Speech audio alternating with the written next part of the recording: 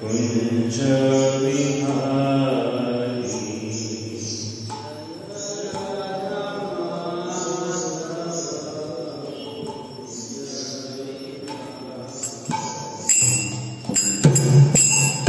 जय कुंज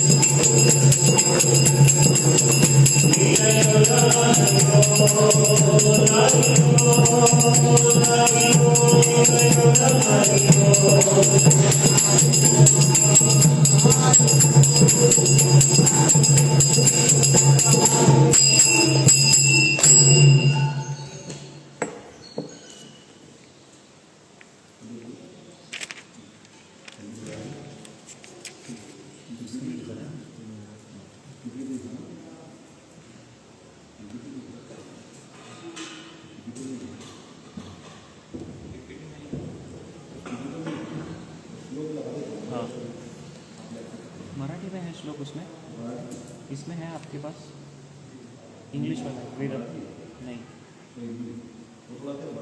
हाँ ठीक है।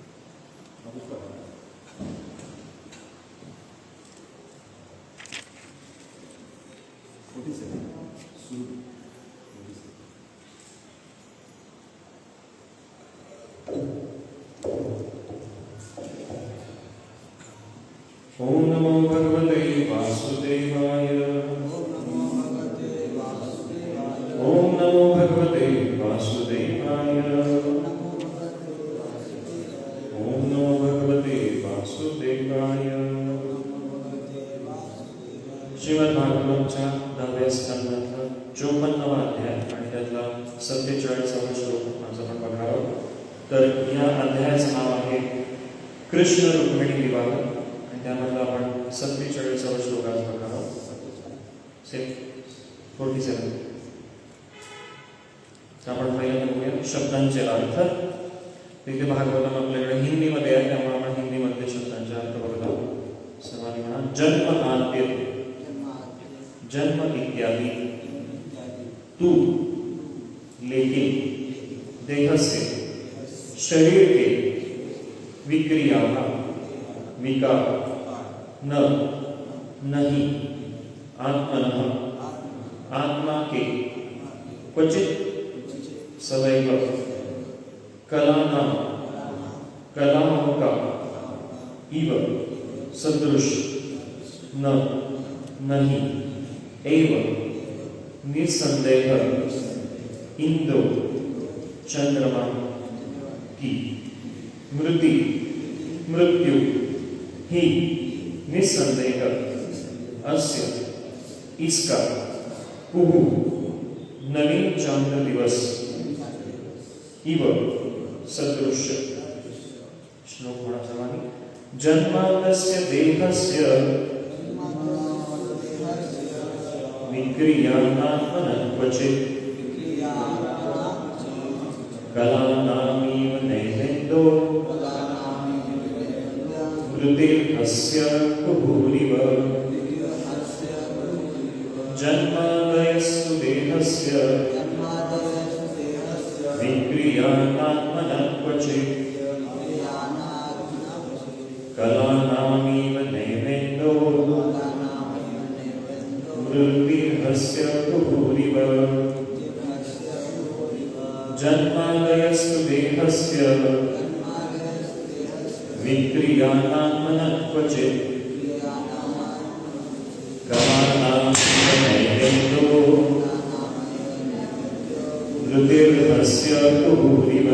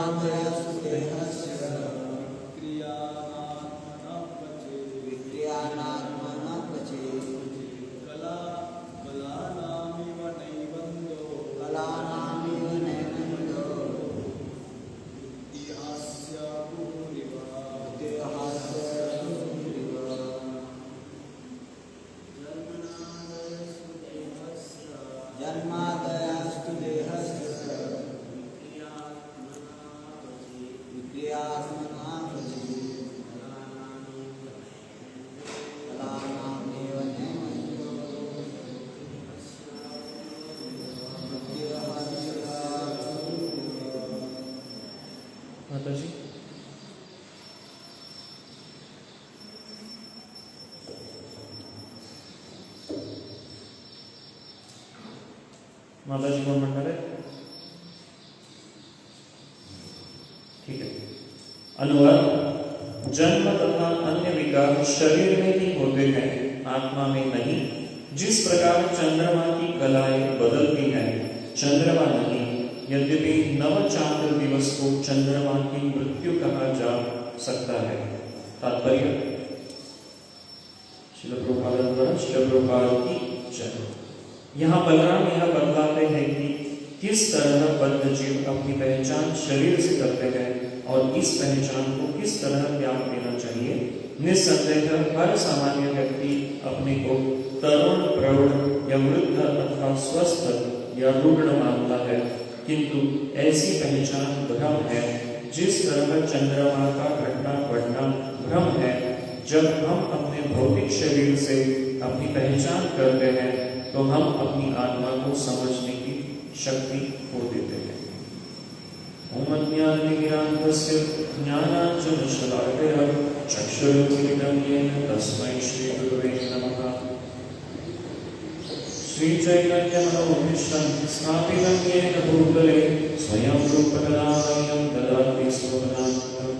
वन्देऽहं श्रीगुरुं श्रीयुतपदकमलं श्रीगुरुं वैष्णवांश श्रीरूपं साग्रजातं सहगण रघुनाथान्वितं तं सजीवं साद्वैतं सावधूतं परिजनसहितं कृष्ण चैतन्यदेवं श्रीराधा कृष्णपादां सहगण ललिता श्रीविशाखान्वितांश्च।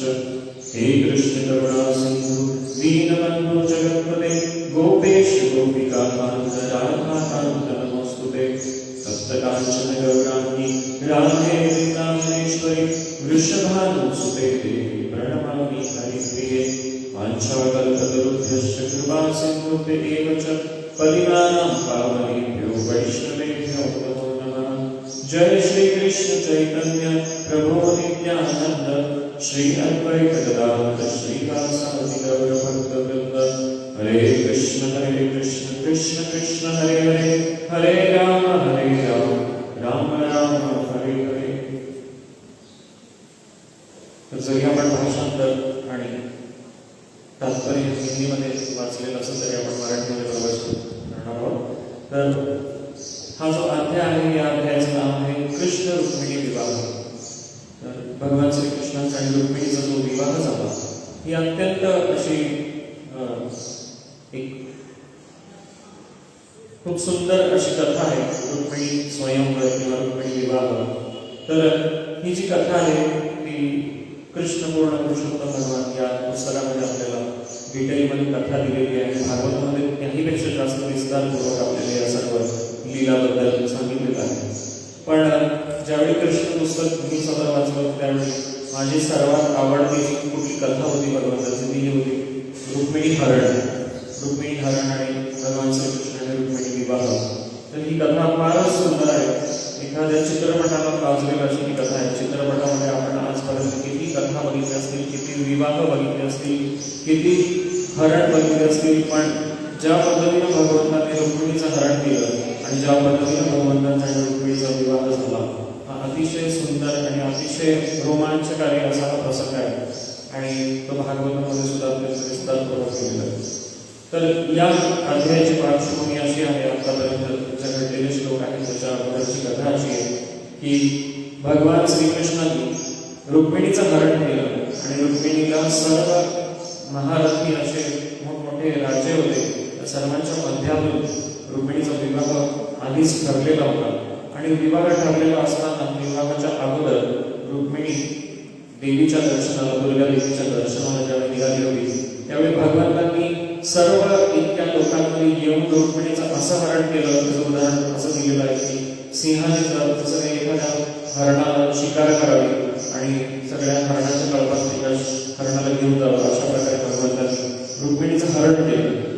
वास्तविक रुक्मिणीची स्वतःची इच्छा होती की भगवंतांनी येऊन तिचं हरण करावं आणि रुक्मिणीला सुरुवातीपासूनच इच्छा होती की माझा विवाह भगवंतांशी व्हावा आणि या इच्छेमुळेच भगवंतांनी तिची ही इच्छा पण पूर्ण केली आणि जो रुक्मिणीचा भाऊ होता रुक्मी याला ही जी गोष्ट झाली हरण करण्याची, वास्तविक क्षत्रियांना ही परमिशन आहे की ते हरण करून घेऊ शकतात आणि आपली पत्नी बनवू शकतात, पण इथे रुक्मिणीची इच्छा असल्यामुळे भगवंतांनी रुक्मिणीची इच्छा पूर्ण केली.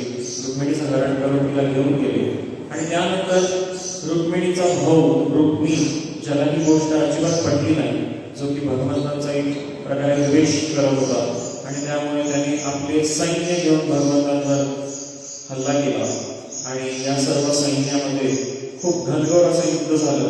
त्यावेळी रुक्मिणीला फार चिंता वाटत राहिली की हे सर्व जे काही होत आहे, युद्ध होत आहे आणि हे सगळं, त्यामध्ये रुक्मीचा पराभव केला भगवंतांनी. त्याचे सर्व जे बाण होते ते हाणून पाडले आणि नंतर रुक्मीला आपल्या समोर उपस्थित केलं आणि रुक्मीला मारणार होता. भगवंत रुक्मीला मारणार होते, पण रुक्मिणीने भगवंतांकडे प्रार्थना केली की कृपया तुम्ही त्याला ठार मारू नका. त्यावेळी भगवंतांनी त्याचे केस छाटून टाकले.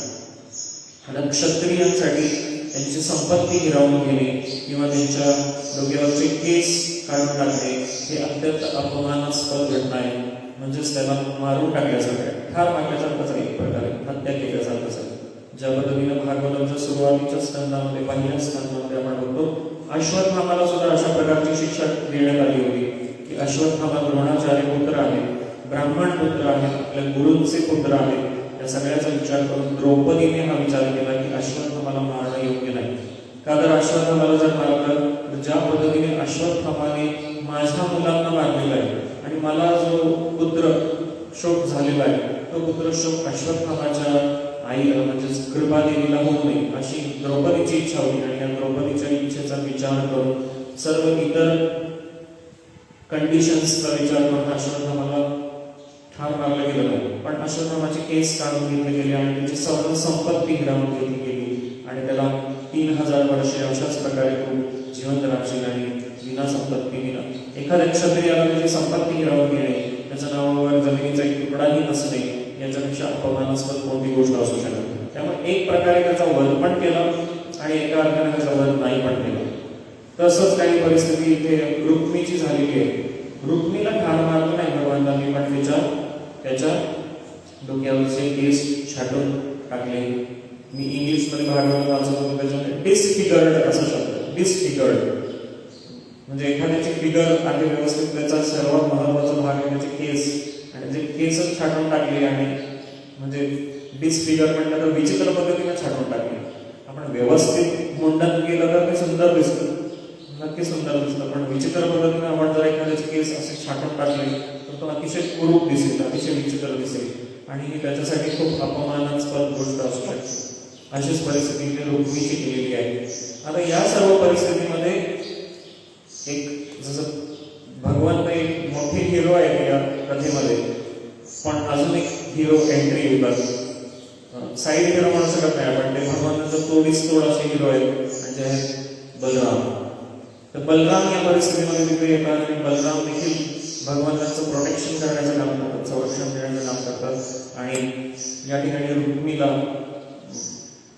ज्यावेळी हे सगळं परिस्थिती रुक्मीवर ओढावलेली आहे आणि या सर्व परिस्थितीमध्ये रुक्मिणी अतिशय व्यथित झालेली आहे. व्यथित हा शब्द योग्य असेल, कारण इंग्लिशमध्ये डिप्रेशन हा शब्द आहे, पण डिप्रेशन आपण वेगळ्या अर्थाने घेतो, नैराश्य या अर्थाने.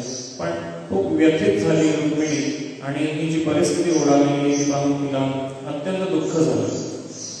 ती या दुःखामधून कुठेतरी तिला बाहेर काढण्यासाठी तिला थोडंसं ज्ञान देण्याचं काम बलराम करत आहे.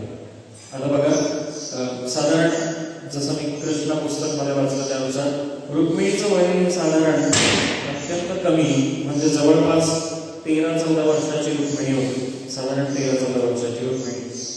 तर रुक्मिणी अशी कमी वयाची सुंदर अशी मुलगी आहे आणि तिचं हरण झालेलं आहे आणि त्याच वेळी तिच्या भावाला अशा प्रकारे वध करण्यासाठी समोर ठेवलेलं आहे. तर आपण एक प्रकारे जाणवू शकतो की रुक्मिणीची मानसिक अवस्था कशी असेल. आणि यामध्ये धीर देण्याचं काम कोण करत आहे तर बलराम. आता बलराम कोण आहे? भगवान श्रीकृष्णाचे मोठे भाऊ. तर एका प्रकारे भगवंतांची पत्नी, जी की नवविवाहित अजून व्हायची आहे, अजून तिचा विवाह पण व्हायचा आहे, अजून ही युद्ध सुरू आहे आणि या परिस्थितीत ती व्यथित झालेली असताना भगवान श्रीकृष्ण तिथे उपस्थित असताना बलराम रुक्मिणीला मार्गदर्शन करतात आणि थोडंसं मार्गदर्शन जे आहे ते बलराम रुक्मिणीला केलं तर रुक्मिणीच्या या दुःखाचं किंवा तिच्या नैराश्याचं थोडंसं शांत होऊ शकते, या दुःखातून स्वतःला वाचवू शकते. तर काय म्हणत आहे बलराम? तर बलराम हे म्हणत आहे की बद्ध जीव अपनी पहचान शरीर से करते हैं और इस पहचान को किस तरह त्याग देना चाहिए. निस्संदेह हर सामान्य व्यक्ति अपने को तरुण, प्रौढ़ या वृद्ध अथवा स्वस्थ या रुग्ण मानता है. तर आपल्या आयुष्यामध्ये आपण वेगवेगळ्या परिस्थितीमधून स्थानांतरित होत असतो किंवा त्याला स्थित्यंतर असं भगवद्गीतेमध्ये शब्द आहे. आपण जन्म घेतो, त्यानंतर आपण कुमार कौमार या वयामध्ये येतो, त्यानंतर आपण तरुण होतो, त्यानंतर प्रौढ होतो, त्यानंतर वयस्कर म्हणजे वृद्ध होतो आणि त्यानंतर आपला मृत्यू होतो. तर आपल्या संपूर्ण आयुष्यामध्ये प्रत्येक जीव, ना की फक्त मनुष्य, तर सर्व प्रकारचे जीव या स्थित्यंतरामधून जातात. सुरुवातीला ते जन्म घेतात, त्यानंतर त्यांचा विकास होतो, त्यानंतर प्रजनन होतं म्हणजे ते स्वतःसाठी जीव निर्माण करतात, त्यानंतर आणखी वृद्ध होतात आणि त्यानंतर त्यांचा मृत्यू होतो. बर्थ, डेव्हलपमेंट, रिप्रोडक्शन, डिकम्पोजिशन किंवा डिजनरेशन आणि डेथ, हे सर्व स्थित्यंतर आहेत एखाद्याच्या आयुष्यामध्ये. सायन्स सुद्धा याच स्थित्यंतरांना मानतो, जे की आपल्या भगवद्गीतेमध्ये सुद्धा दिलेले आहे. तर हे स्थित्यंतराचं उदाहरण एका दुसऱ्या गोष्टीद्वारे देण्यात आलं आहे. बलराम स्वतः देत आहे. ज्या प्रकारे आकाशामध्ये रात्रीच्या वेळी चंद्र दिसतो आणि चंद्राच्या वेगवेगळ्या कला आपल्याला दिसतात, वेगवेगळ्या प्रकारच्या कला दिसतात. कधी चंद्र छोटासा असतो अगदी, त्यानंतर थोडासा मोठा दिसतो. दररोज त्याची कला 15 दिवसामध्ये आपल्याला पूर्ण चंद्र दिसतो आणि त्यानंतर पौर्णिमेनंतर पुढच्या 15 दिवसामध्ये आपल्याला पुन्हा चंद्राचा प्रकाश क्षीण होताना दिसतो आणि शेवटी पुन्हा अमावस्या येते. अमावस्येला आपण एक प्रकारे मृत्यू असं समजू शकतो. चंद्र पूर्ण दिसत नाही आकाशामध्ये म्हणजे चंद्र नाहीये असं आपण समजू शकतो, पण वास्तविक चंद्र नाही असं होत नाही. चंद्र असतो पण त्याच्यावर पूर्णपणे पृथ्वीची सावली ज्यावेळी पडते त्यावेळी चंद्राचा प्रकाश आपल्याला दिसत नाही. यालाच आपण अमावस्या म्हणतो. इंग्लिशमध्ये त्याला न्यू मून असं म्हणतात. म्हणजे एक मून संपला आणि न्यू मून आला, नवीन चंद्र आला. ऍक्च्युअली नवीन चंद्र येत नाही, चंद्र तोच आहे, तसाच आहे, फक्त त्याच्यामध्ये दिसणाऱ्या कला या दररोज बदलतात म्हणून आपल्याला चंद्र वेगळा वेगळा भासतो, पण वास्तविक चंद्र आहे तसंच.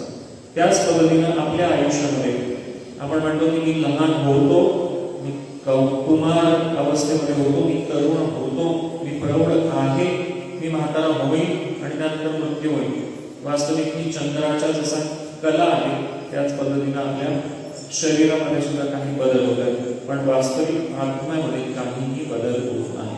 हा चंद्र हा जो ग्रह आहे उपग्रह, तो चंद्र अख्खा तसाच आहे, फक्त त्याच्यामध्ये होणाऱ्या प्रकाशाच्या परावर्तनामुळे त्याच्यामध्ये आपल्याला वेगवेगळे बदल दिसतात.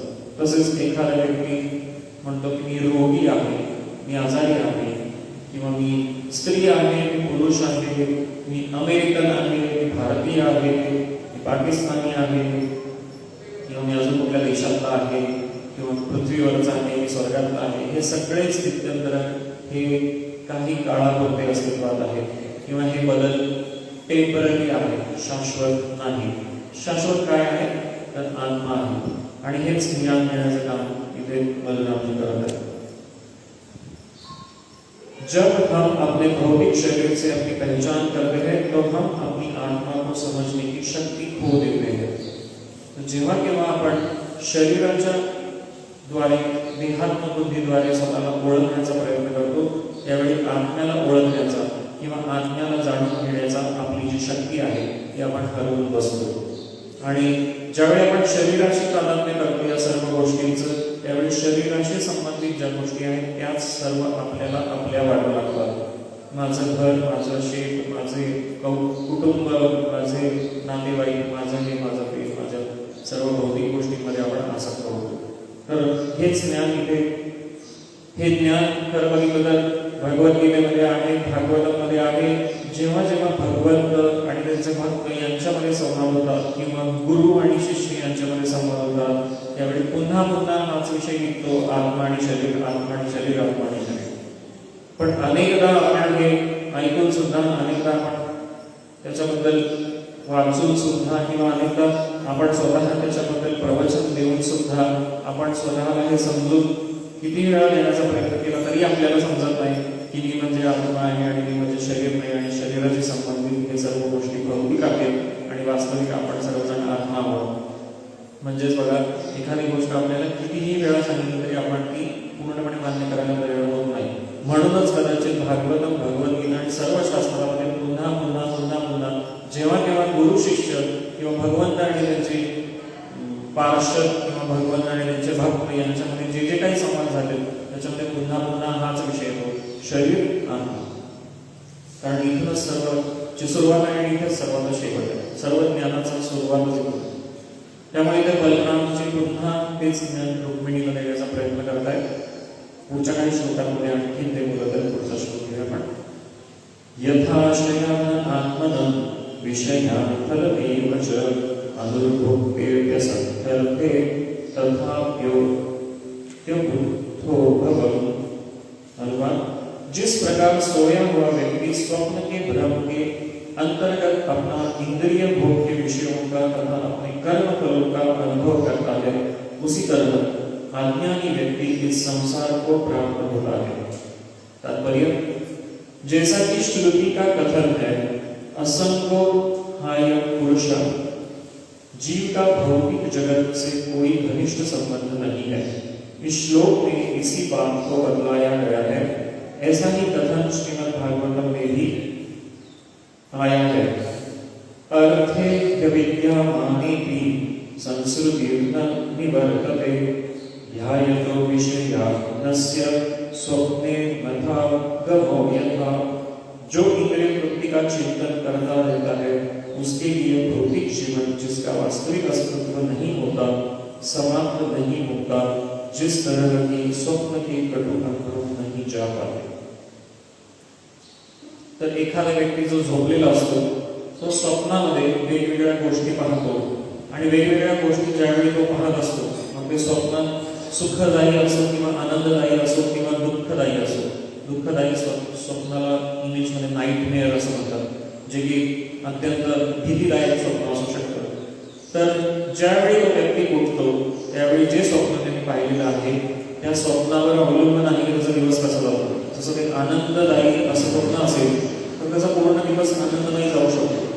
पण भयावह स्वप्न एखादं जर त्याने पाहिलं असेल तर त्याचा दिवसभर तो विचार करत राहतो आणि त्याच्यामध्ये स्वप्नामध्ये आलेले जे अनुभव आहेत ते अनुभव त्याला बराच काळ त्रास देऊ शकतात. लवकरात लवकर तो हे अनुभव विसरू शकत नाही. थोडं सायंटिफिक जाऊया.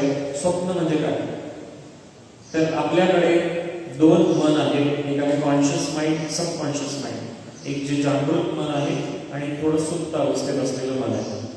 आपण जेव्हा जागे आहोत त्यावेळी आपलं जे जागृत अवस्थेतलं मन आहे ते कार्य करत आहे आणि आपण सर्व प्रकारे या मनामध्ये ज्या काही घडामोडी होत आहेत आजूबाजूला या सर्वांचं ॲनालिसिस, प्रोसेसिंग या मनामध्ये होत आहे. आणि सुप्त मन आहे, हे सुप्त एक तटस्थ व्यक्तीप्रमाणे हे सर्व पाहत आहे आणि अनुभवत आहे. पण सुप्त अवस्थेतलं मन हे इतर वेळी जागृत नाही, जेव्हा जागृत मन किंवा आपण जागे आहोत त्यावेळी. पण ज्यावेळी आपण झोपलेलो असतो त्यावेळी जे सुप्त मन आहे, सबकॉन्शियस माइंड, ते ऍक्टिव्ह होतं आणि सुप्त अवस्थेतल्या मनाने जे काही अनुभव घेतलेले आहेत ते आपल्याला स्वप्नांच्या रूपामध्ये दिसतात. किंवा एखादी गोष्ट जी आपल्याला हवी आहे पण जी आपण प्राप्त करू शकत नाही, तर सुप्त अवस्थेतलं मन जे विचार करतं झोपेच्या अवस्थेमध्ये त्यावेळी आपल्याला हे स्वप्न पडतात. आणि या स्वप्नामध्ये आपण जे काही पाहतो, जे आनंददायी असो किंवा दुःखदायी असो, त्याचा परिणाम नक्कीच आपल्याला जागे झाल्यानंतर अनुभवायला मिळतो. कधी कधी जागे झाल्यानंतर आपल्याला एखादं स्वप्न जे आपण पाहिलेलं आहे थोड्या वेळानंतर आठवतं आणि आठवल्यानंतर आपल्याला वाटतं की अरे मी स्वप्नात हे पाहिलं होतं आणि मला त्याच्यामध्ये इतका त्रास झाला ना, आणि आपण दुःखी होतो. बऱ्याच वेळा काही पेशंट्स असतात असे ज्यांना आमचे भयावह स्वप्नांचं एक सिरीज चालू असतं. रोज त्यांना अशा प्रकारचे स्वप्न येतात आणि ते सांगत असतात की असं होतंय, कसं होतंय, हे होतंय. आणि त्यामुळे त्यांचं आयुष्य खरं तर खूप खराब झालेलं असतं. एकतर मुळात स्वप्न त्यावेळी पडतात ज्यावेळी आपली झोप गाढ नसते, आणि ज्यावेळी आपण अशा प्रकारे डिस्टर्ब अशा झोपेमध्ये असतो त्यावेळी आपल्याला अशी स्वप्न पडतात, आणि त्या स्वप्नांमधून आपल्याला जेव्हा आपण जागृत होतो त्यावेळी आपल्याला त्याचा अनुभव घ्यायला मिळतो. तर ज्याप्रमाणे हे स्वप्न आहे तसंच या भौतिक जगातलं अस्तित्व हेच एका स्वप्नवत आहे. आपण जे आता जगत आहोत या भौतिक जगामध्ये विचार करा, हेच एक स्वप्न असेल तर, आणि आपण कुठेतरी जागे होऊ आणि त्यावेळी आपल्याला लक्षात येईल की अरे आपण तिथे दुःख भोगत होतो ते वास्तविक स्वप्न होतं, असं जर विचार आपण केला तर आपल्याला लक्षात येईल की आपण ज्यावेळी जागे होऊ त्यावेळी आपल्याला लक्षात येईल की बापरे हे तर स्वप्न जे होतं खूपच वाईट होतं आणि वास्तविक आयुष्य खूप सुंदर आहे. तर खरंच असं आहे, हे जे आपण आता बोलत आहोत ते पण एक स्वप्नच आहे. हे जे अस्तित्व आपलं आहे ते एक स्वप्नाप्रमाणे आहे, कारण आपण वास्तविक भगवंतांच्या धामामध्ये आहोत आणि आपण तिथे झोपी गेलेलो आहोत, आपण तिथे सुप्त अवस्थेमध्ये आहोत आणि आपण तिथे स्वप्न, एक वाईट स्वप्न, भयावह स्वप्न आपण पाहतो. तर जोपर्यंत आपण भगवंतांच्या धामामध्ये जागृत होणार नाही, तिथे जागे होणार नाही, तोपर्यंत आपलं हे स्वप्न भंग होणार नाही किंवा आपण या स्वप्नातून बाहेर येऊ शकणार नाही. आपण या स्वप्नातच इतके अडकून पडलेलो आहोत की आपल्याला हे माहित नाही की हे स्वप्न आहे, आणि आपण कुठेतरी जागृत होऊन आपल्याला पुन्हा जागे होऊन भगवंतांच्या धामामध्ये आपल्या सेवा राहिलेल्या आहे आणि त्या सेवा आपल्याला करणं गरजेचं आहे. समजा मंदिरामध्ये जशी माझी आज प्रवचनाची सेवा आहे आणि जर मी ही विसरून जर घरीच राहिलो असतो तर काय झालं असतं, ही सेवा मला करता आली नसती आणि मी माझ्याच सुप्त अवस्थेमध्ये तसंच राहिलो असतो.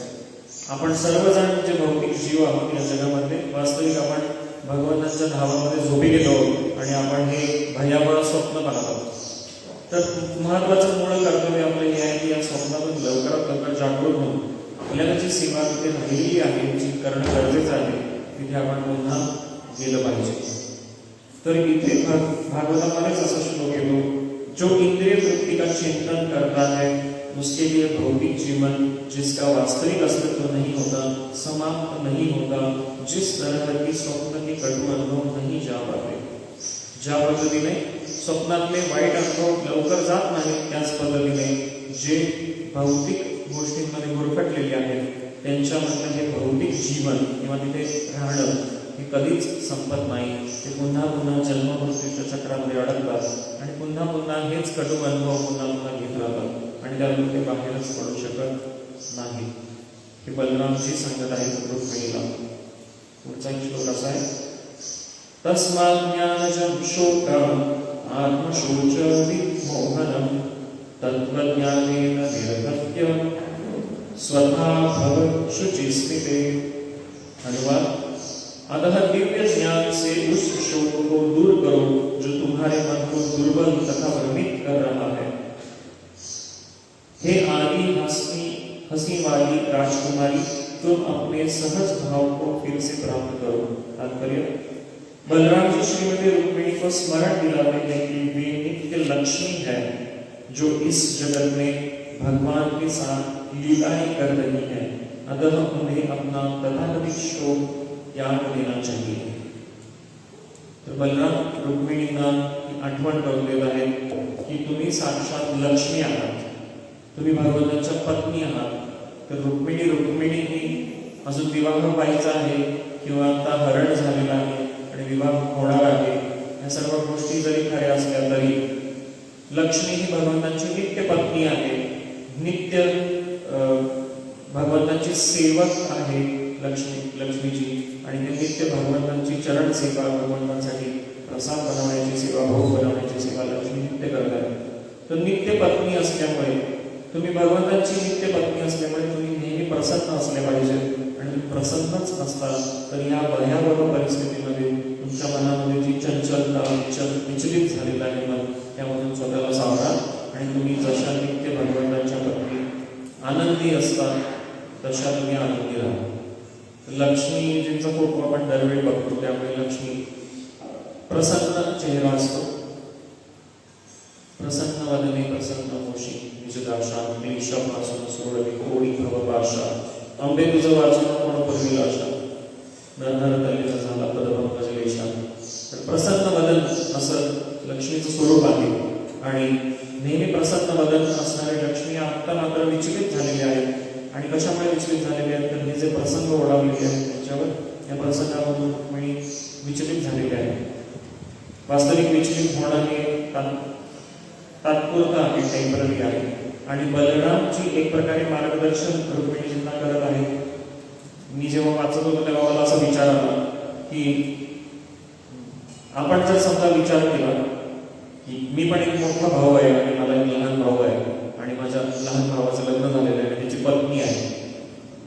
याला कदाचित जर कधी प्रसंग असा आला की माझ्या भावाची पत्नी थोडीशी विचलित झालेली आहे किंवा दुःखी आहे, तर एक मोठा भाऊ म्हणून मी तिला काय मार्गदर्शन करेल आणि कशा प्रकारे तिचं सांत्वन करेल. तर हाच एक भाव बलरामजींच्या मनामध्ये आहे की माझ्या भावाची पत्नी आहे आणि ते पण लहान भावाची लहान अशी छोटीशी पत्नी आहे जिचं वय अजून खूप लहान आहे. तर तिला एक मार्गदर्शन बलरामजी कशा प्रकारे करत असतील. एक साधारण मनुष्य सुद्धा अशा परिस्थितीमध्ये किती सुंदर सांत्वन करू शकतो किंवा प्रेरणा देऊ शकतो. तर हे तर साक्षात बलराम आहे आणि बलराम गुरु तत्व आहे जे की सर्व जीवांचे गुरु आहेत आणि सर्वांना मार्गदर्शन करणार आहे. तर त्यांच्या इतकं सुंदर मार्गदर्शन दुसरं कोणीही करू शकणार नाही अशा परिस्थितीमध्ये. तर असंच बलराम मार्गदर्शन करत आहे.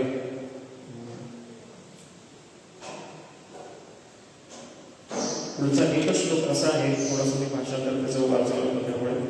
सुखदेव गोस्वामी ने कहा, इस प्रकार बलराम जी द्वारा समझाए जाने पर क्षीण कटी वाली रुक्मिणी अपनी उदासी भूल गई और आध्यात्मिक बुद्धि से उन्होंने अपना मन स्थिर किया.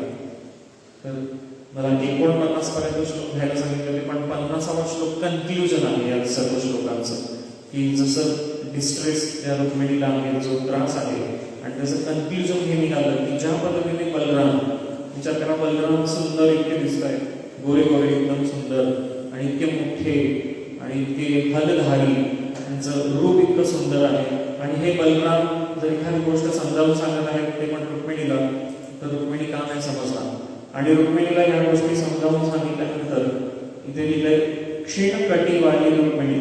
क्षीण कटी जिची कंबर अत्यंत बारीक आहे, जी अत्यंत सुंदर आहे. रुक्मिणीचं खूप सुंदर वर्णन रुक्मिणी हरण या चॅप्टरमध्ये खूप सुंदर वर्णन आहे, खूपच सुंदर वर्णन आहे.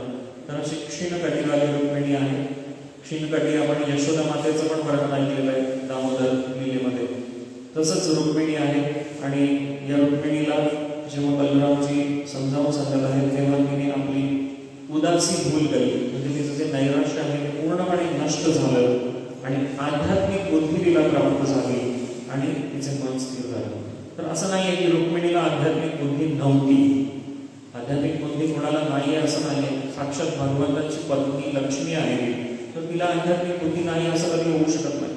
पण हे एक स्त्रीचं मन आहे, भले ती लक्ष्मी असो, तिचं एक स्त्रीचं मन आहे. आपला भाऊ प्रत्येकाला प्रिय असतं. जेव्हा वसुदेव आणि देवकी निघालेले आहेत आणि कंस त्यांना घेऊन चाललेला आहे आणि जेव्हा आकाशवाणी होते आणि कंस जेव्हा मारणार आहे देवकीला, त्यावेळी वसुदेवांनी देवकीचं रक्षण केलं आणि देवकीला सुद्धा आपलाच भाऊ आपल्याला मारतोय याचं दुःख झालं. त्यानंतरही तिचे पुत्र ज्यावेळी मारले गेले त्यावेळी तिला दुःख झालं. तर दुःख हे प्रत्येकाला होणं साहजिक आहे. मग ते भगवंतांचे पार्षद असो किंवा साक्षात भगवंतांची पत्नी असो. रामलीलेमध्ये भगवंतांना देखील सीता मातेचं विरह जेव्हा झालं त्यावेळी त्यांना देखील दुःख झालं. तर ह्या भावना नक्कीच त्यांच्यामध्ये आहेत. या भावना असणं वास्तविक आहे, चुकीचं नाही. पण त्यावेळी आध्यात्मिक ज्ञान जो देण्याचा प्रयत्न केलेला आहे. तर आपल्यावरती जेव्हा अशा प्रकारची परिस्थिती ओढावेल, ज्यावेळी जेव्हा केव्हा आपण नैराश्यामध्ये असू, आपल्यावर कोणतं तरी संकट ज्यावेळी ओढावेल, त्यावेळी आपण त्या परिस्थितीमध्ये आध्यात्मिक बुद्धी आपली शाबूत ठेवून आपण त्यामधून कशा प्रकारे आपल्या मनाला स्थिर करायचं ही प्रेरणा देण्यासाठी आपल्याला रुक्मिणी आणि बलराम यांच्यातील संवाद नक्कीच मार्गदर्शन करेल. जेव्हा केव्हा अर्जुन पण ज्यावेळी व्यथित झाला कुरुक्षेत्राच्या युद्धभूमीवर, त्यावेळी भगवंतांनी त्यांना मार्गदर्शन केलं, गुरु म्हणून पण मार्गदर्शन केलं, मित्र म्हणून पण मार्गदर्शन केलं. इथे बलराम आणि रुक्मिणी यांच्यातला संवाद आहे. असंच शुकदेव गोस्वामी आणि परीक्षित महाराज यांच्यामधला संवाद आहे. आपल्याला श्रीमद भागवतामध्ये असे अनेक उदाहरण सापडतील ज्यामध्ये अशा प्रकारे मन स्थिर झाल्यावर पुन्हा जे निर्णय घेतले जातात ते निर्णय अतिशय योग्य असतात. त्यामुळे अशा संकटमय परिस्थितीमध्ये आपण सुद्धा अशा भगवंतांच्या या सर्व लीलांचा विचार केला पाहिजे आणि त्या विचार करून त्याचं स्मरण करून आपण देखील आपल्या मनाला स्थिर करून त्यानंतर आपल्या आयुष्याच्या या सर्व प्रसंगांना सामोरे जाऊन सतत भगवंतांचं चिंतन करत भगवंतांच्या नामामध्ये पुन्हा आपण या स्वप्नामधून बाहेर पडून रिअल परिस्थितीमध्ये भगवंतांच्या सेवेमध्ये गोलोक वृंदावनमध्ये जागरूक झालं पाहिजे. हे या संपूर्ण आतापर्यंतच्या 4 श्लोकाचं तात्पर्य किंवा कन्क्ल्युजन होतं. तर इथेच आपण प्रवचनला थांबूया. मला 3 श्लोकचं प्रवचन देण्यासाठी सांगितलं होतं. मी 4था पण श्लोक त्यामध्ये घेतलेला आहे आणि आपण सर्वांनी या ठिकाणी उपस्थित राहून प्रवचन ऐकलं त्याबद्दल आपल्या सर्वांचे खूप खूप धन्यवाद. त्याचबरोबर माझ्याकडून प्रवचन देत असताना काही चुकीचं बोललं गेलं असेल तर मला माफ करा आणि माझ्यासाठी प्रार्थना करा दादा गोपालांकडे आणि त्याचबरोबर आशीर्वाद देखील. हरे कृष्ण कृष्ण कृष्ण हरे हरे हरे राम राम राम हरे हरे. मी पात्र नाही तरी पण प्रश्न जर कोणाचे असतील तर विचारू शकतो.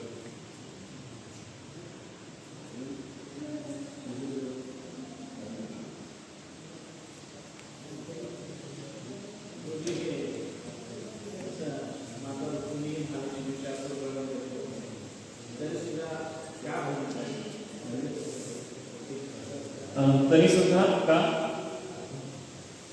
भ्रमात आहे. हा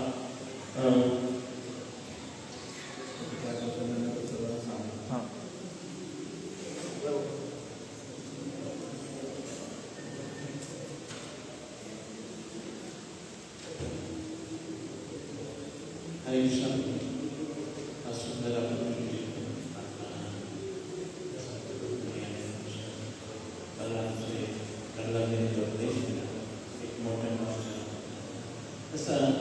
ॲक्च्युली पाहता माता रुक्मिणी शास्त्र पर्वताची पत्नी, पण या ठिकाणी का परिणित झाली असेल काय?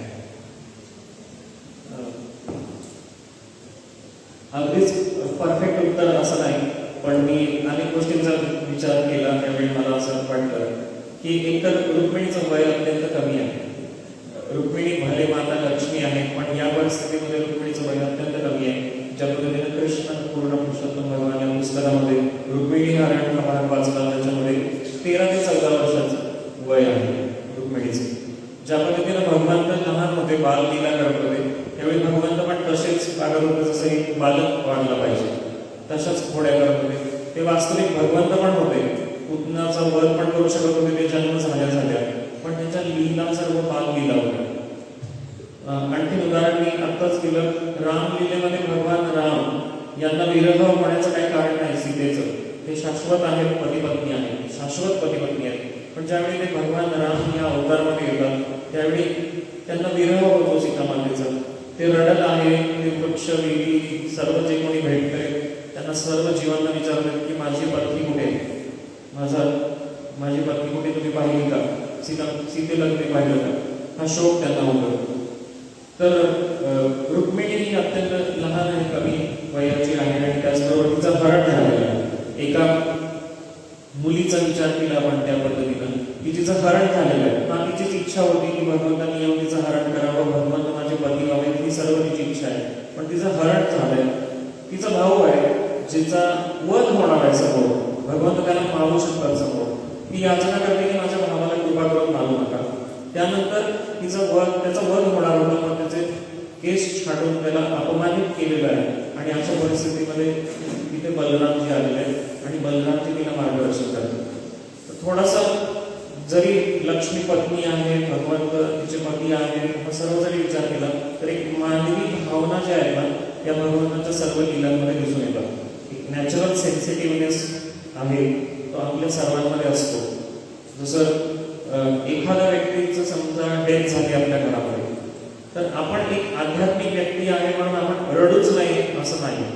तर आपल्यामध्ये एक sensitivity as a human being असलीच पाहिजे आणि ती थोडीशी सेन्सिटिव्हिटी आपण अश्रू व्यक्त होणे, एक्सप्रेशन येणे, आपल्या कोणीतरी प्रिय व्यक्ती गेल्याचं दुःख होणे ह्या भावना योग्य आहे. पण त्याच्याही पलीकडे आपण जेव्हा आध्यात्मिक स्तरावर त्याचा विचार करतो त्यावेळी आपण या शोकातून किंवा या दुःखातून बाहेर येतो. तर सुरुवातीच्या स्टेजला प्रत्येकाला दुःख होतच, व्हायलाच हवं.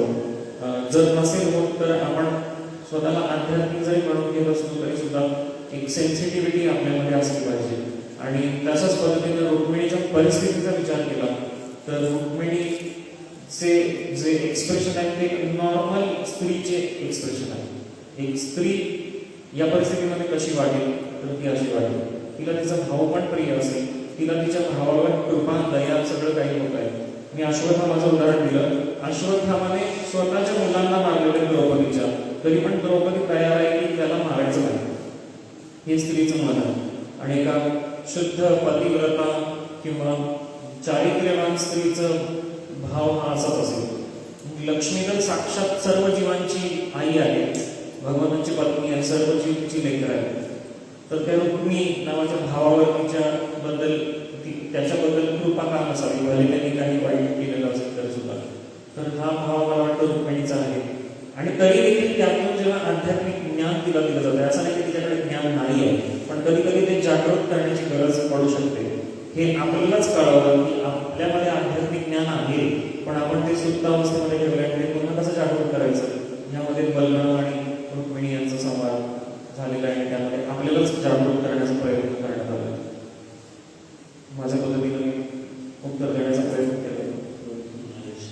विशेष म्हणजे दोन गोष्टीची या ठिकाणी भगवंत आपल्याला शिक्षा देतात. एक तर आहे स्त्रीचा स्वभाव जास्त परिणाम असतो. सांगितलंच आहे की बहुतेक जीवनामध्ये ही आपली परिवार आहे, कुटुंबी आहे, त्याच्याविषयी स्नेह असतात. कारण असं वाटतं की हा जो भाव प्रकट केला माता रुक्मिणीला, भविष्यात मात्र रुक्मिणीला माहीत असेल तर भविष्यामध्ये कलियुगामध्ये लोक काही काय करतील, प्रॉपर्टी हक्क मिळवतील, असंही असू शकतं. आणि विशेष बलरामजी एक कुटुंब मोठं भाऊ, एक कुटुंब प्रमुख होते. आपल्या कुटुंबामध्ये निश्चित झाले, पण संकट आलं, त्याचं निवारण कसं करायचं, सर्वांची बुद्धी कसं स्थिर ठेवायची, एक बलरामचे. हरे कृष्ण हरे कृष्ण कृष्ण कृष्ण हरे हरे, हरे राम राम राम. म्हणूनच आजकाल पिक्चर येतात सख्खा भाऊ पक्का वैरी नावाचे. हरे कृष्ण. श्रीमान पंडितबद्दल आपण पडवते विचार करतात, विशेष करून आणि आज वेळ काढत ते सुद्धा वेळ काढला असेल तर त्याच्या मुखात काय केली त्यांच्या प्रार्थना दरम्यान भविष्यात त्याचा आम्हाला लाभान्वित करा. आपण सर्वांनी हरे कृष्ण महामंत्र धन्यवाद सर्व करूया. हरे कृष्ण हरे कृष्ण कृष्ण कृष्ण हरे हरे, हरे राम हरे राम